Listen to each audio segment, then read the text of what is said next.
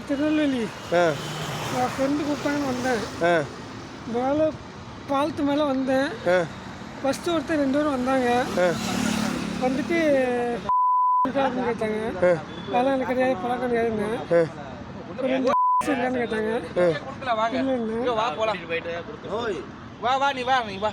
தெரிஞ்சவங்க கிடையாதுல்ல.